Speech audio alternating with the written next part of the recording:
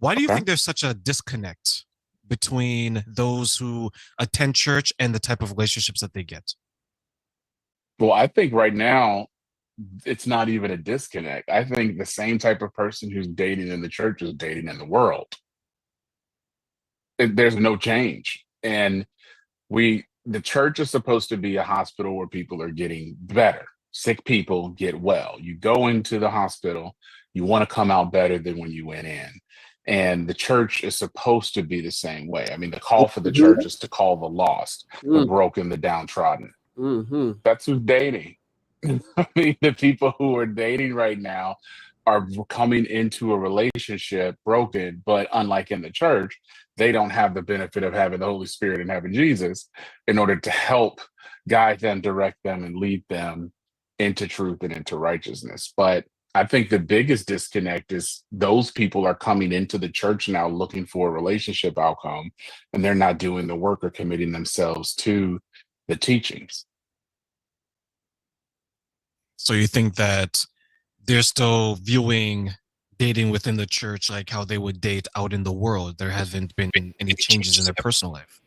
No, and I talk about that in my book series. I say all the time that you're dating in a modern world. There's no way that you're going to be able to make it a traditional world anymore because things have gone so far down the path that you got to stay in it. So no, no one is changing to or adapting to conform to the teachings of the church and the expectations within the church. So what do you think then needs to happen on an individual level to get better outcomes for dating? I tell people all the time to do the work. So if you're a Christian or not, and you've had 5 years of bad dating outcomes, it's a you problem. So let's take the next 6 months. Let's get off the dating apps. Let's get off social media. Let's get off of Netflix. Let's read 6 books, and we can provide you a list of 6 great books. Get involved with a local community group, a church, a mosque, a a local like a YMCA, which was what we have in the states, or a community organization or an alumni association, so you can begin to connect with like-minded individuals, and then just start working on yourself because the reason you've had 5 years of bad dating outcomes is because you are the constant, you are the problem. There's something about you or something that you're putting out as an expectation or how you're meeting needs that's turning off the market. And it ain't your body for the ladies. It ain't your hair. It ain't your eyelashes. It ain't your makeup. It ain't your dresses. It ain't your car. It ain't your education. It ain't in your career. None of that stuff matters. Fellas, if you try to lead with your wallet, you're going to get wallet outcomes. And those wallet outcomes means you're going to get gold diggers who only want you for resources.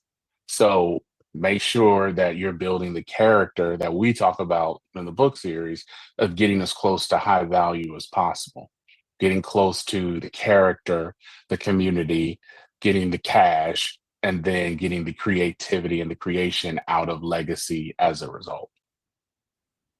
I used to date, and I may have shared this with you. I used to date a girl years ago Hmm. who she thought she had it all, right? Like she had everything, all the knowledge, all the wisdom, but yeah, she couldn't maintain relationship after relationship. But then when I got involved in her with her, went on a couple of dates.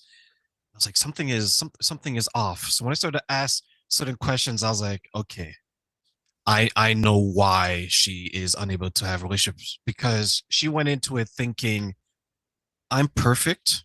The Uh-huh. problem is everybody else. And then I would ask her, I was like, okay, but people are leaving you. Who leaves perfection? Right? Like people would gravitate towards it. And you mentioned something where you said that women is not their body and men it's not your wallet. Why do you then think so many people lead with things that they probably have overestimated themselves, such as their body or such as their wallet? It's funny you're talking about that because as of this recording, we're Palm Sunday going into Easter season. So Every church in North America right now is teaching about going to fish. Go fish, because ultimately, if you've never met a real Christian, ladies and gentlemen, a real Christian is supposed to give you a life that exemplifies the love that God had through his son, Jesus Christ. I should be inviting people to church. I should be inviting people to understand and have a personal relationship with Jesus Christ. That's what every church is trying to get, because it's not just about getting people in the building for 3 services, 6 services, 10 services over 3 days. It's about getting them connected to the Christ.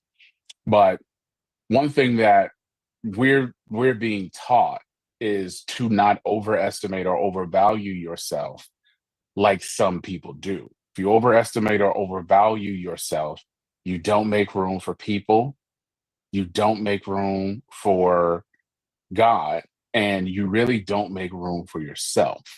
So when you have a higher value on yourself than you ought to, you start to look down on everyone else and you have a condescending tone. Take that back to dating.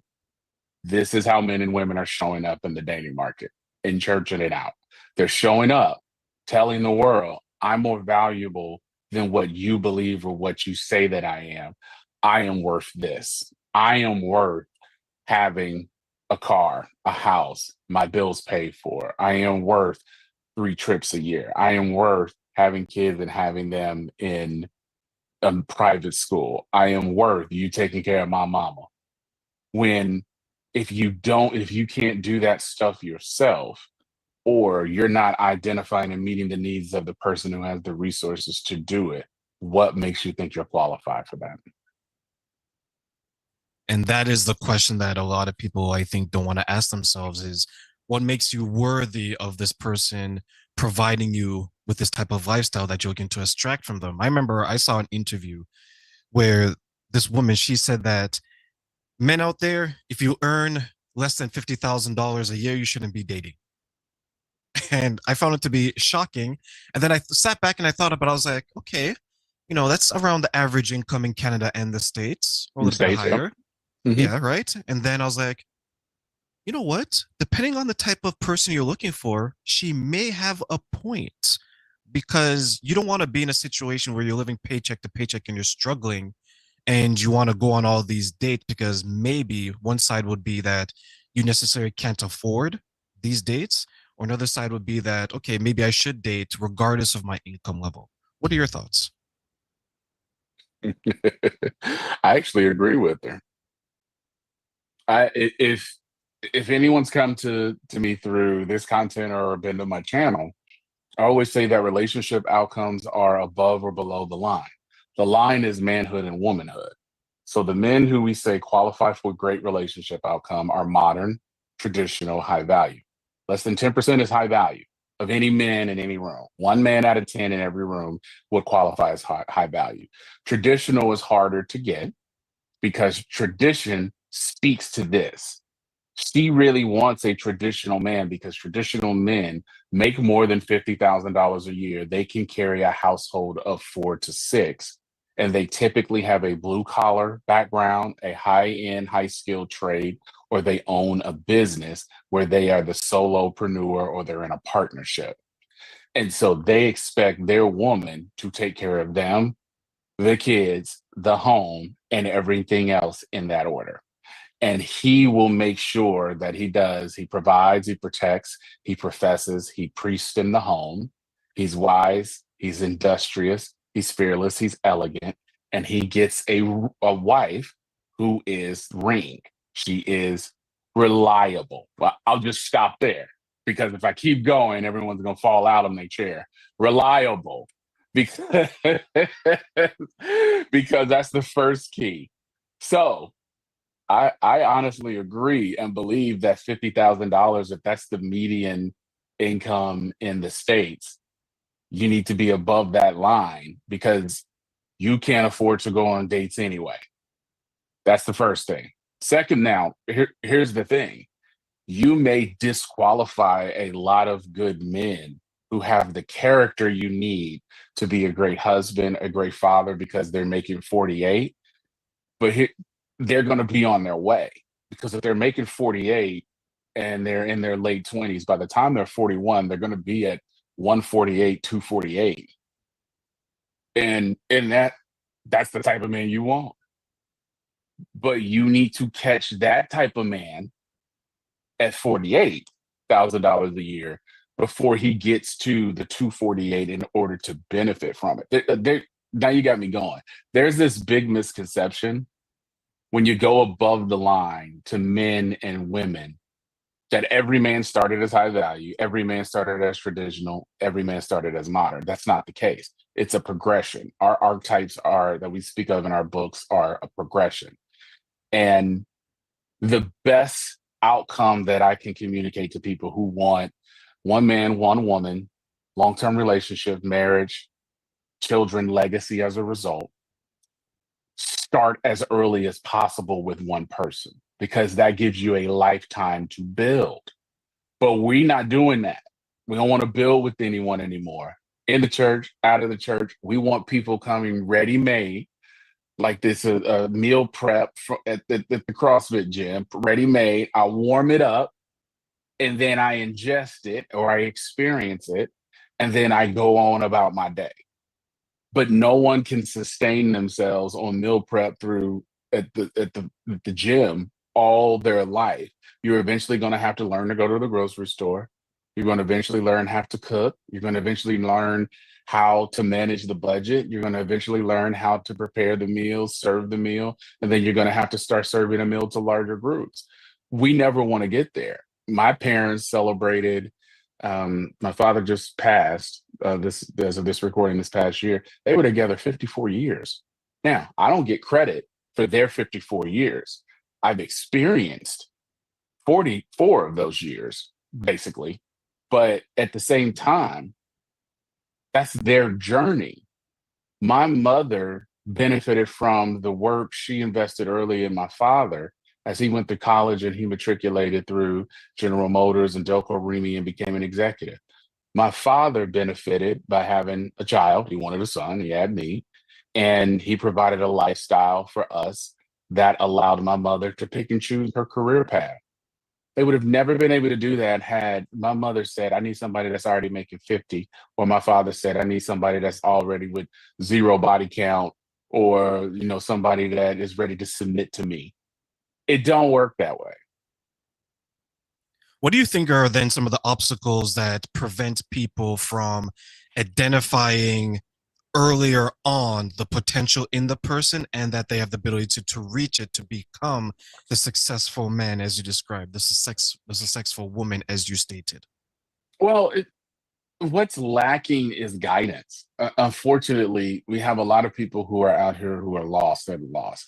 So take it back to the church. The church is supposed to be teaching people who are lost how to get direction and how to find the way. So if you don't have the church, if you don't have your parents, if you don't have an uncle, auntie, or a grandmother, you literally have TV, movies, and social media teaching you how to get the outcome that you want professionally, spiritually, and in relationship or financially. So I think the thing that hinders people is the lack of option and the lack of guidance that they haven't received. That's why it's incumbent upon people and content creators that I follow, such as yourself, myself. We try to highlight other content creators that have positive messaging that come from good families. And we're not just holding it for ourselves. We're trying to teach the lessons to a new generation and even our own generation on how to get the best outcome. But by not having the mentorship, not having the investment of someone who's done it, it's impossible for most people to get the successful outcome, which is why, and I talk about in part 2 of the book, I tell men specifically, and I only speak to the men, to find a mentor. If you're 32 years old and you want to be a top executive at your company, find the guy who's 45 and who's been with the company for 22 years. Get to take him to coffee, take him, take him to lunch, take her to lunch, and then get to know them and learn their journey about how they were able to matriculate through the organization because you aspire to do that one day. It's the same thing with dating.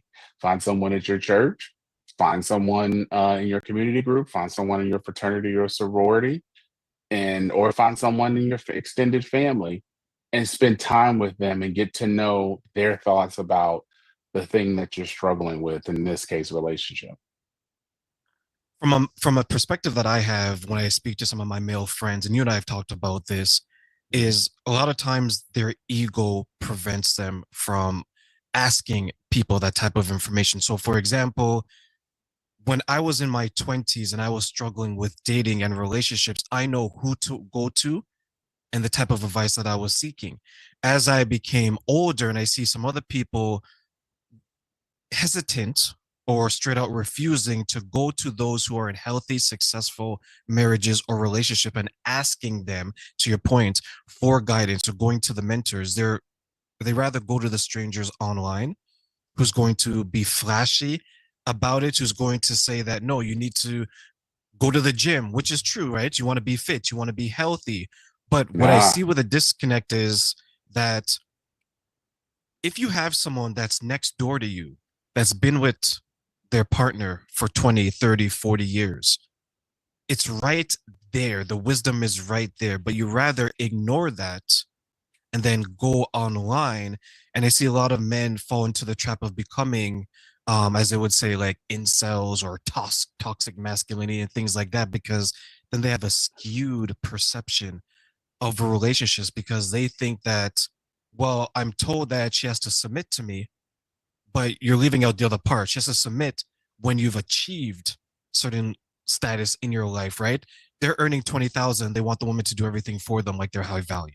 Why do you think men are struggling to understand that they need to put in work as well to make sure that the woman respects them as such? well, women don't submit to men, wives submit to husbands, and they only submit as unto the Lord. This is the misconception about marriage. So if no one ever had a marriage and they weren't taught that, a Christian marriage has an order. The order is God, it's the man, it's the woman, it's the children. Why is that? Because God tells us in the book of Genesis that there is order because he created the world 6 days, rested on the seventh. He never contradicts himself. He's not a God of chaos. When you have that order, what ends up happening from a perfect standpoint, and I'll get to your point, if the kids are acting up, dad says something to mom. If the kids are acting up and doing things that are outside of the scope of day to day, God is using those kids to test mom. People don't like this teaching. And then if dad is acting up and he's not in right authority and alignment with God in a Christian marriage, it shows up in the wife and mom. So mom is struggling. You have a disconnect with mom. God is trying to teach you through that. I need you to get back in right relationship with me. Happens in my household. When I'm all out of sorts and things ain't going well, my wife starts giving me a little bit of hell. I get right back on my knees. I get right back in my word if I've missed it and get right back in the presence of God. And then things start realigning themselves. So we try to stay in that alignment. Now, I just gave free game, the game my dad would have given, the game his dad gave, the game that my other grandfather gave about how to keep your household as a Christian man in order. There's nothing else that you have to do. That has nothing to do with money. That has nothing to do with your body.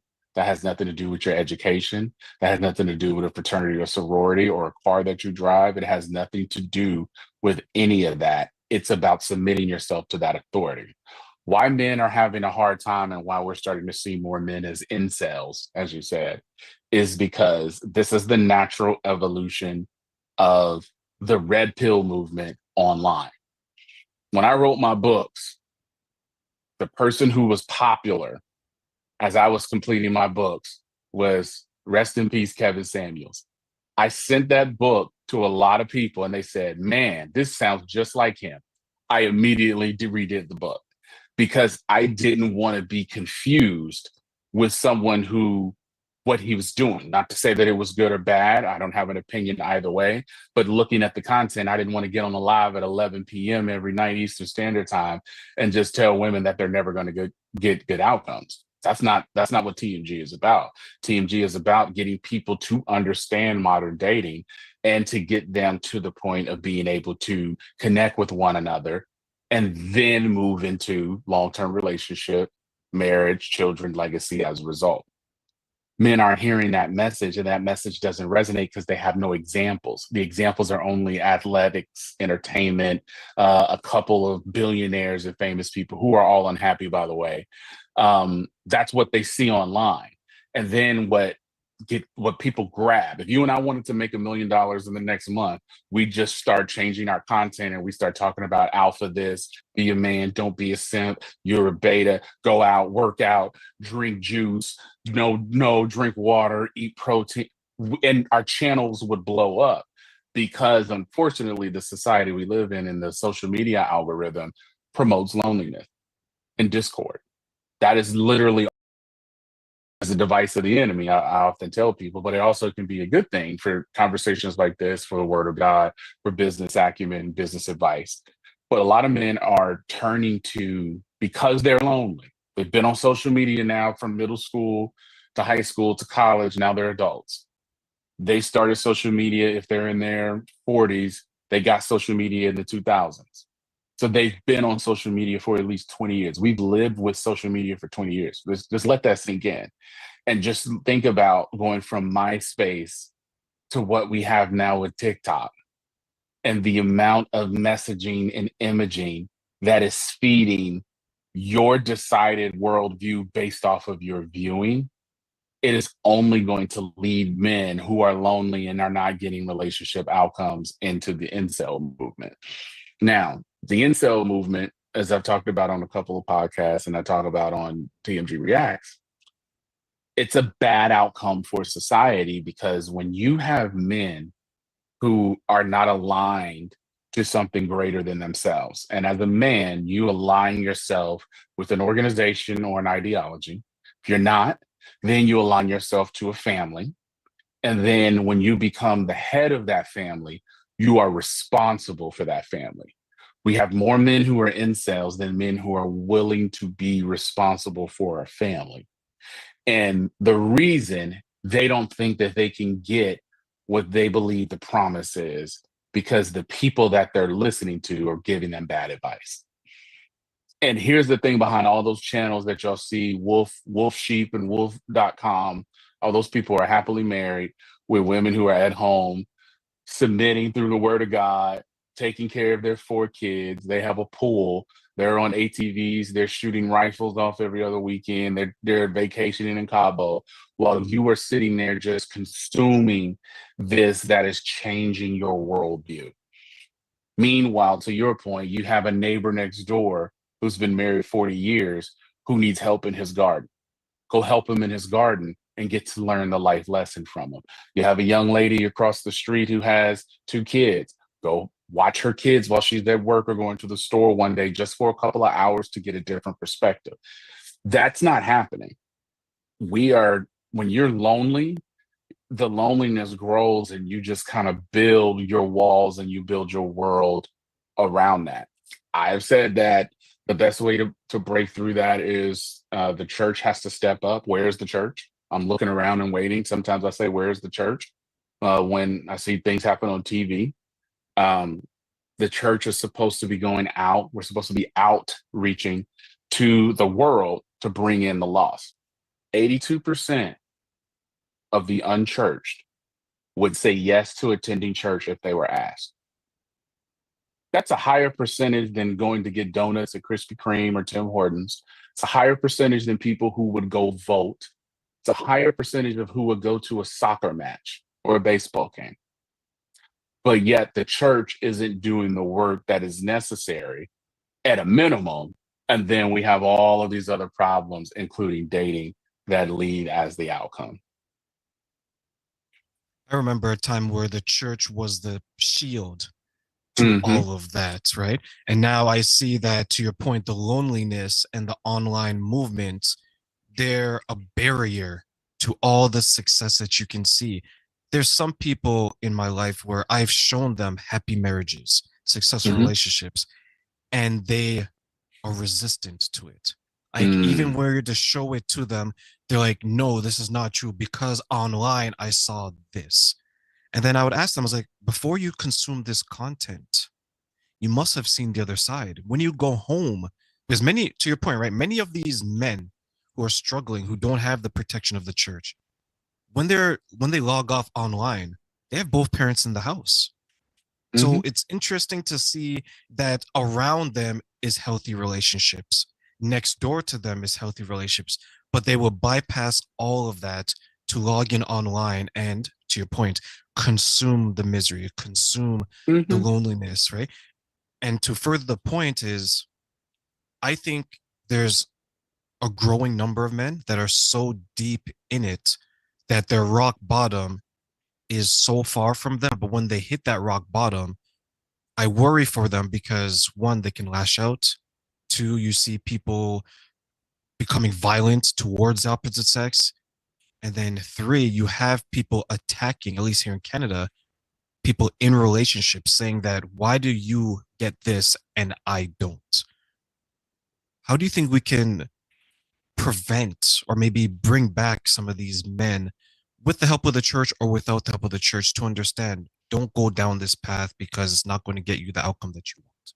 Well, let's talk about the two parents in the household. I had the privilege of sitting with a family for our church at a soccer match, and it was a different perspective, different culture, different background of teenage boys. They're dealing with the same thing. The parents are dealing with social media, the friend group, and everything online making its way into the hallways of the classroom.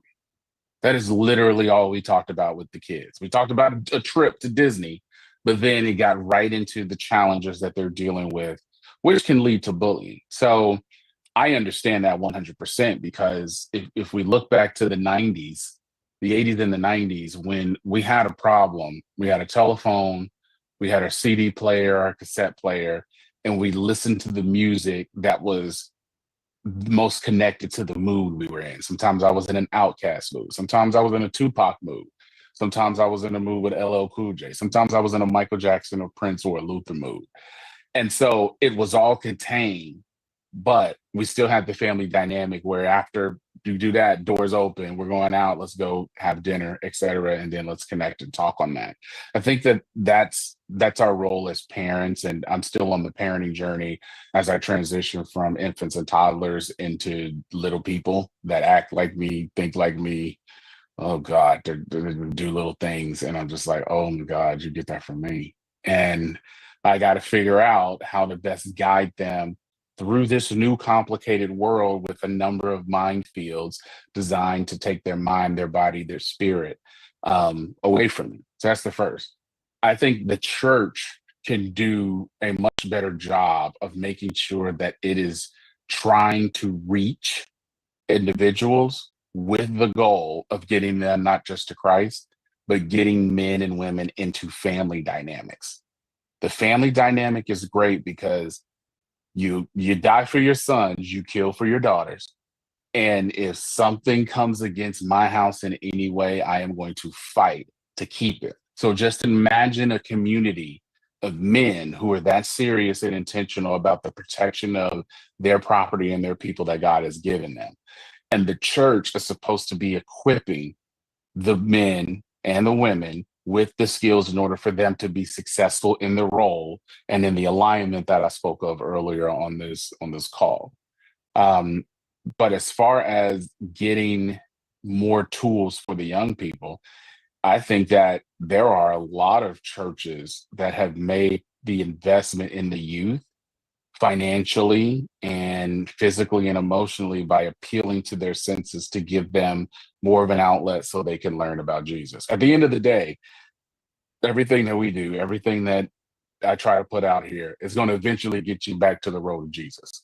And if it doesn't get you back to the road of Jesus, now you can't say you haven't been exposed to it in a way that you understand, because that's what my call is to do.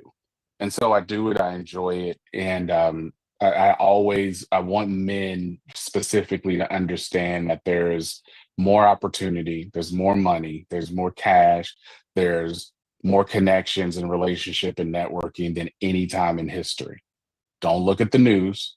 Don't look at your BuzzFeed. Don't look at your CNN and Fox alerts. They are lying to you. The sensationalization of news has become a sport. Everything feels like ESPN, and this is not a game. This is life. And if you want to be successful in life, find someone who's already successful, who looks like you or doesn't look like you, but connects with you so that you can get the outcome and result that you want. What do you then think, Glenn? The what do you think the church or even the community or maybe both can do to help these men along in their relationships? In their relationships, I mean, there are men's groups for that. So every church has a men's ministry. Some of them are non-functioning, so let's just own that. But then there are men's groups that are things that at our church we have something that's called Freedom, and then we have men meeting every Wednesday for about an 8 week period, 8 weeks on, 8 weeks off, 8 weeks on, 8 weeks off. And then that's when we pick a topic, we pick a book, and we use that as a guiding light. So I believe the church has to get serious and intentional about trying to reach men. Too many of our churches changed in the 90s and they only started focusing on women. Why did they start focusing on women? Easy answer. That's where the money was. What happened in the 90s, especially in the Black church? Black women started out earning their husbands or male counterparts by an average of around $5,000. That small group and that small segment is kind of what you hear on social media, where you see a lot of women saying, well, Black women, we're up. Y'all were up because you guys were Black women were educated at a higher level. The men were coming from military service and factory work. And when military service ended, factory work went down, their white collar job was what was sustaining the household while dad found work or husband or boyfriend found work. So the churches realized we can now start asking for more money because the women are now controlling the purse. Women and wives control the household spending anyway. It's just the responsibility of dad, if you're the fiscally responsible one or husband, to provide guidance around that. But women still make the decisions. I don't decide where we're going to vacation. I don't decide what color the couch is going to be. My job is just to say, yes, yes, dear, I like it. Let's go, and negotiate with the salesman. But I think that we have to get really intentional about speaking back to men, because when the church started making the decision to speak to women to get the tithe and took the man out of it, the church has prospered. And as the church has prospered, it attracted more women. And as the churches attracted more women, the messaging didn't go from man, woman, child. It said, all of us are God's children, whether you're a man, whether you're a woman, whether you're a child. God has a plan for your life, and that plan is to prosper you and not to harm you. So as women are doing well professionally and their man is not, they look at it as God is prospering them and they leave their man behind. And so Black church has never been able to get out of that. They're never going to be able to get out of that until they acknowledge that point. We made the mistake. We went towards women. That's why you hear Black women specifically in church ask, where are all the Black men? They're not there. They're not going to be there because it's not a place for them. It's a place for you. It's a place for a few men. And it's not a place that men are feeling like they can be connected. As far as the community, I think the community has a responsibility, even going back to our earlier topic, on helping to combat the loneliness. Your community should be a place of connectivity. You should have events and you should have opportunities to connect with, speak to, and see individuals that you would not normally see on a regular basis, because it opens up your mind to more possibilities. So I think communities need to get back to the job. We've built too many fences and too many gates in our own lives where we're not willing to connect with anyone else. And then we're wondering why our communities are failing. But I think communities have to get back to being serious about connecting with the people that are in that community. Why do you Okay. think there's such a disconnect between those who attend church and the type of relationships that they get? Well, I think right now it's not even a disconnect. I think the same type of person who's dating in the church is dating in the world. There's no change. And the church is supposed to be a hospital where people are getting better. Sick people get well. You go into the hospital, you want to come out better than when you went in. And the church is supposed to be the same way. I mean, the call for the church is to call the lost, the broken, the downtrodden. That's who's dating. I mean, the people who are dating right now are coming into a relationship broken, but unlike in the church, they don't have the benefit of having the Holy Spirit and having Jesus in order to help guide them, direct them, and lead them into truth and into righteousness. But I think the biggest disconnect is those people are coming into the church now looking for a relationship outcome, and they're not doing the work or committing themselves to the teachings. So you think that they're still viewing dating within the church like how they would date out in the world? There haven't been any changes in their personal life. No, and I talk about that in my book series. I say all the time that you're dating in a modern world. There's no way that you're going to be able to make it a traditional world anymore because things have gone so far down the path that you got to stay in it. So no, no one is changing to or adapting to conform to the teachings of the church and the expectations within the church. So what do you think that needs to happen on an individual level to get better outcomes for dating? I tell people all the time to do the work. So if you're a Christian or not, and you've had 5 years of bad dating outcomes, it's a you problem. So let's take the next 6 months. Let's get off the dating apps, get off social media. Let's get off of Netflix.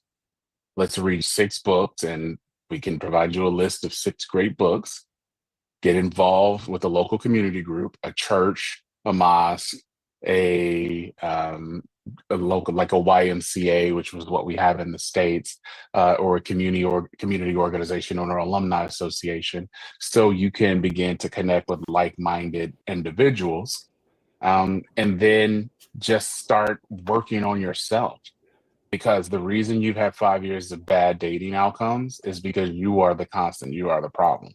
There's something about you or something that you're putting out as an expectation or how you're meeting needs that's turning off the market. And it ain't your body for the ladies. It ain't your hair. It ain't your eyelashes. It ain't your makeup. It ain't your dresses. It ain't your car. It ain't your education. It ain't in your career. None of that stuff matters. Fellas, if you try to lead with your wallet, you're going to get wallet outcomes. And those wallet outcomes means you're going to get gold diggers who only want you for resources. So make sure that you're building the character that we talk about in the book series. Y'all hear that? Let me make sure y'all can hear me. Turn my music back on. Yeah. Dun, dun, dun. Sorry about that. Thank you guys for joining. That was Terrain and I, the Behind the Shades podcast. Great content creator, like-minded individual, Christian man, trying to figure it out. Keep telling him to get married, but he won't. So shout out to you, Terrain, for that opportunity. That was an interview that was prior to Easter. So naturally, I'll go ahead and in the chat so you guys can see it, but it is on the YouTube page as well for everyone to take a look at, and then we link out to his actual page so you can see more of his content. I mean, Terrain is out there. He's out there cooking because he's doing shows. He's doing shows every day.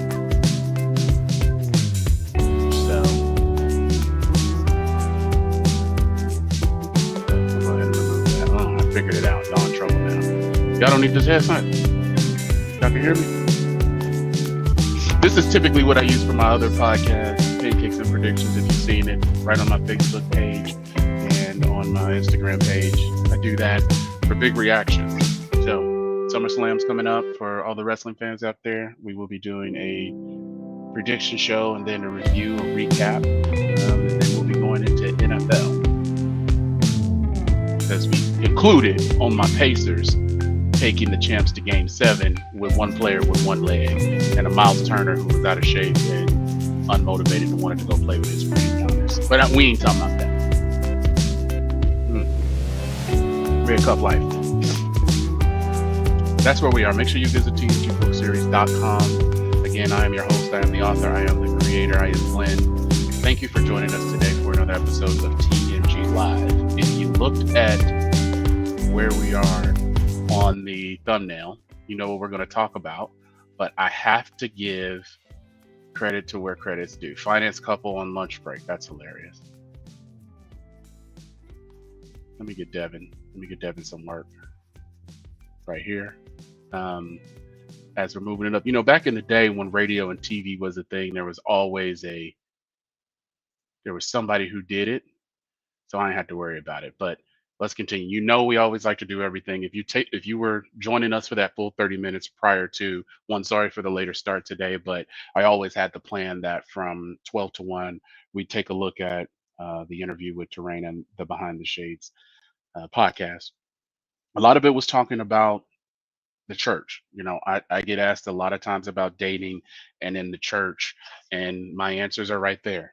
So none of those answers are going to change if you invite me on a show. If you invite me on a panel, those are going to be my answers about everything, and every answer that I have is just an amen. But let's take a look at what Devin is talking about.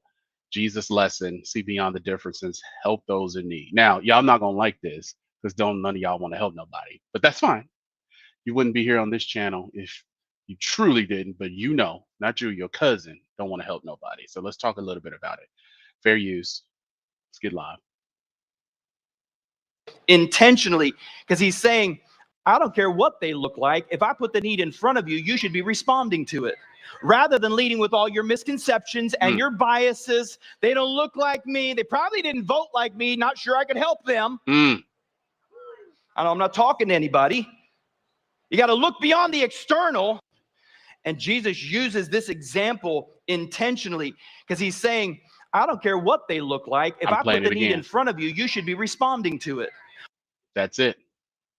You should be responding to it, guys. How many of you are not responding to anything? Praise the Lord.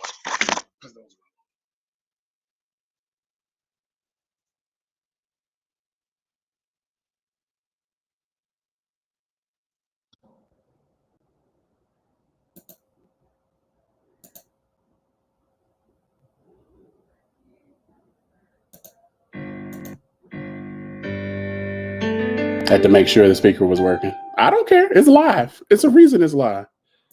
My daughter had water that day. Good for her.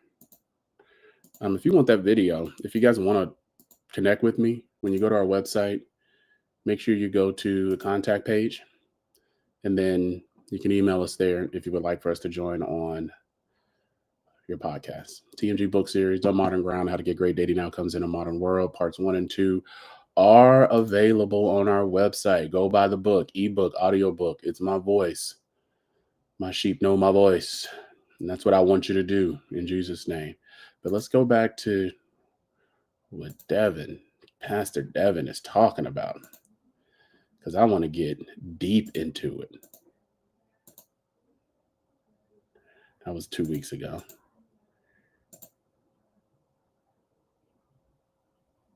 Ooh, I got you.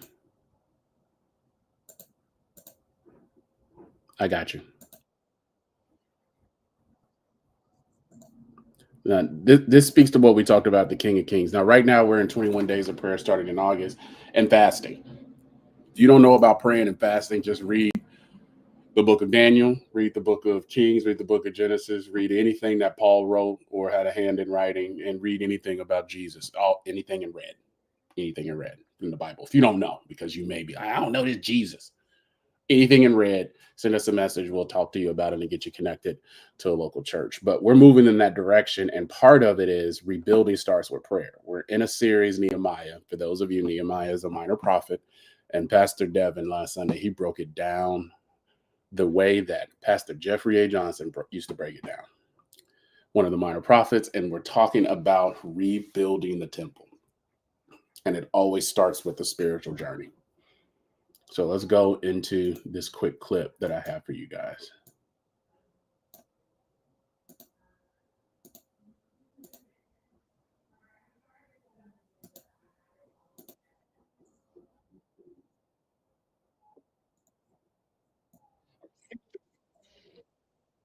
For us that you must start here. If you're going to build something, hear me.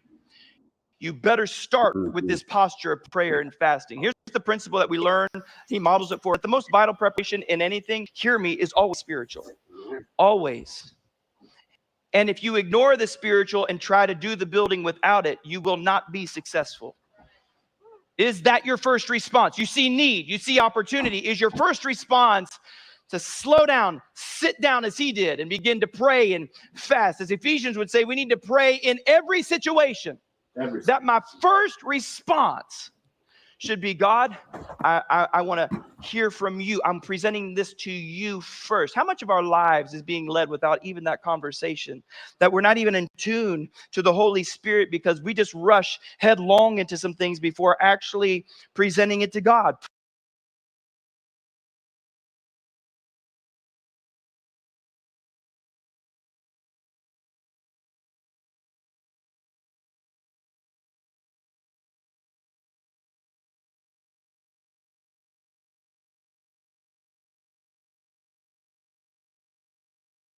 Talk about it was muted. Thank you. It gives me little AI things. That's what we're doing in dating.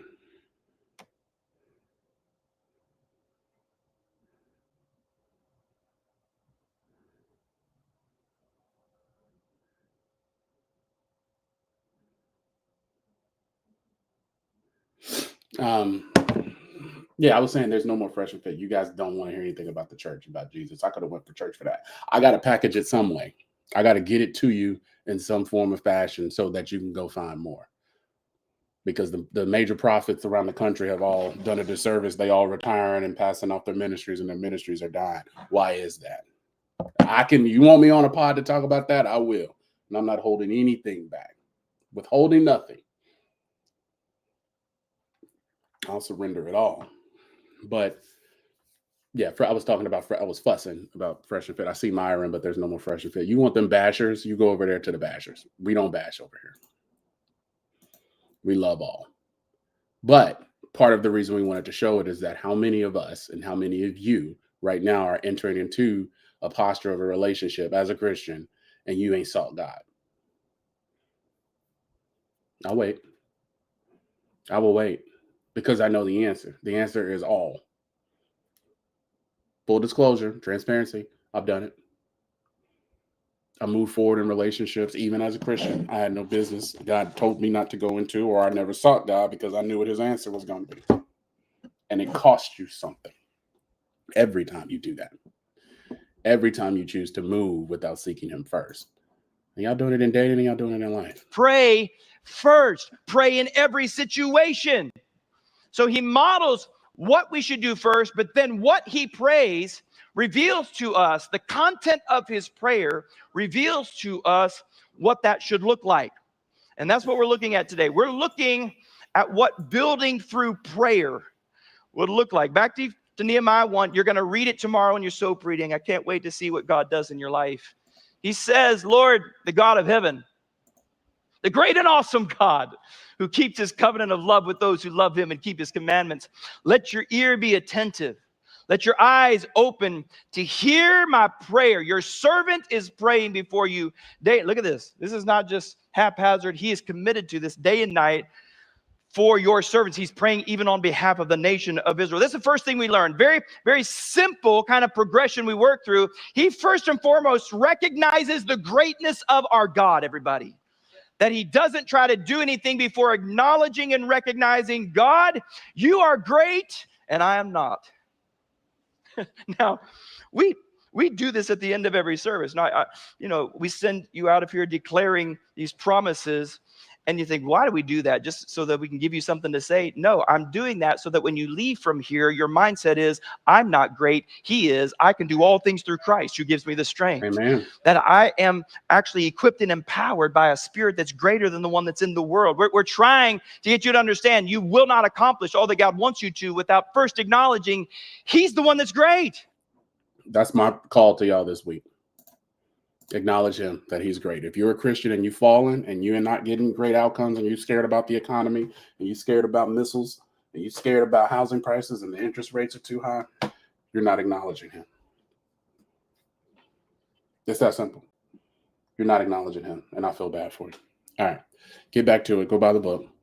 Now, in the lead up to this, I said we were going to talk about two things. These are two things that I was questioned on as I was looking at this week's show. So the first is male mentality. So ladies,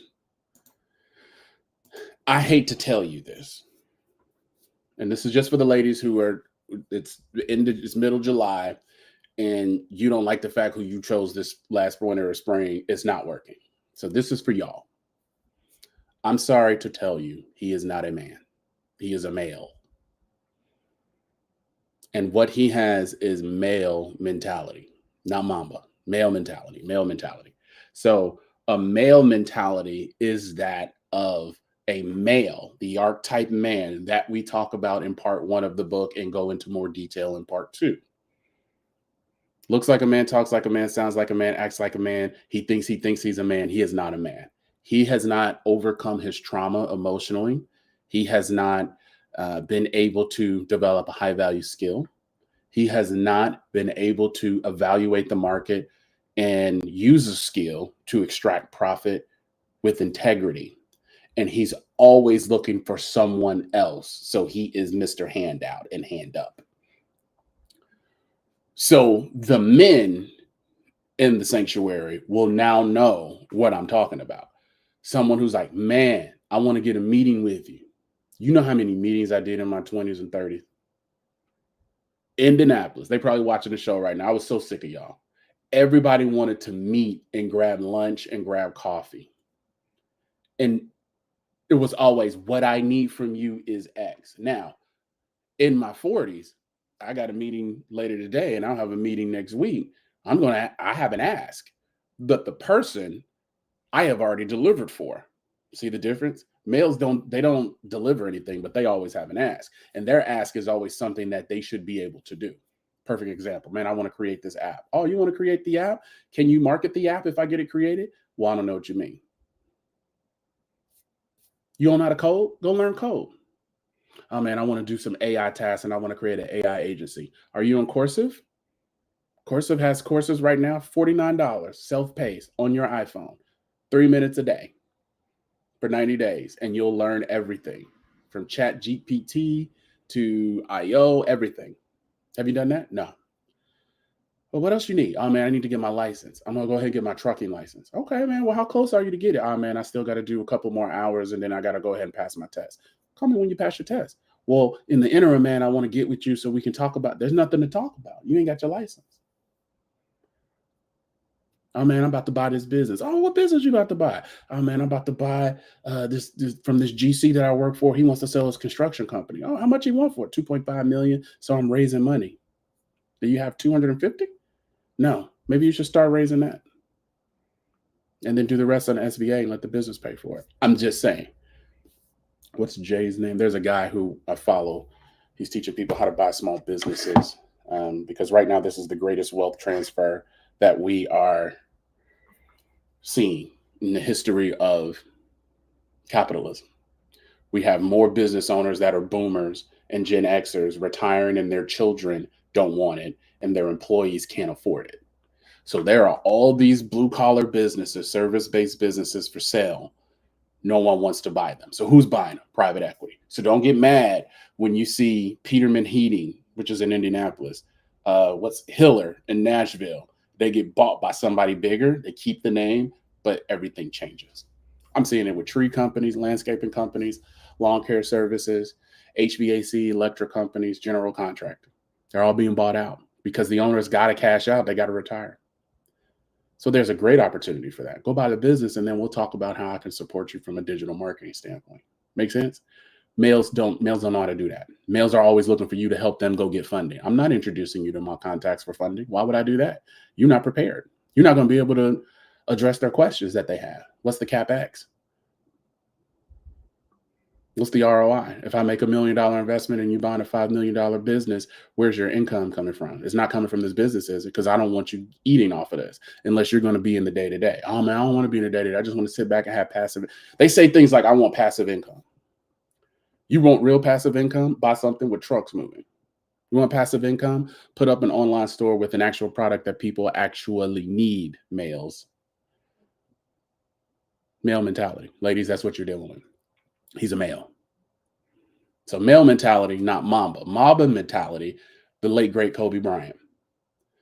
You're seeing everything on your TikTok feed and your Instagram feed about the intensity of Kobe Bryant and how he is the closest match to Michael Jeffrey Jordan. I talk about it in the book. The Mamba mentality is relentless. It's intentional. Kobe Bryant didn't start venturing out for business opportunities until he retired. He passed away in 2020 in a helicopter crash. Tragic, with his daughter. He had won an Oscar. He was up for a Grammy for doing voice work.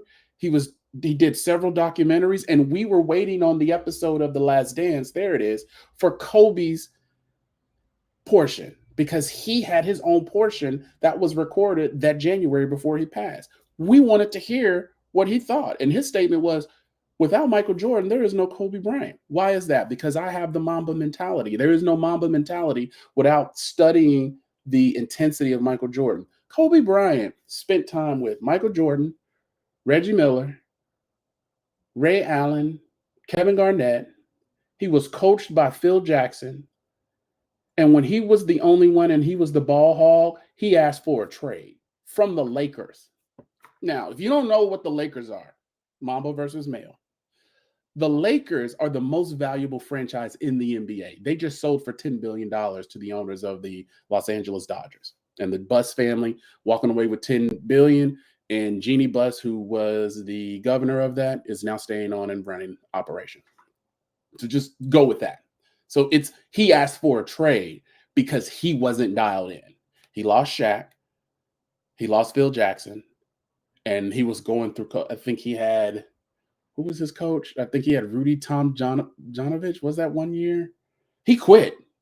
They had Mike Krzyzewski that announced that he was going to be there. He didn't come. That was after they lost, I think in 2004, because in 2004 they lost to Detroit. This gets you pancakes and predictions, our podcast. I can't even remember who was the coach in those bad years. Then Phil retired, then Phil came back after that 2004 loss. And from 2005, 2006, 2007, I think they may have had one or two coaches.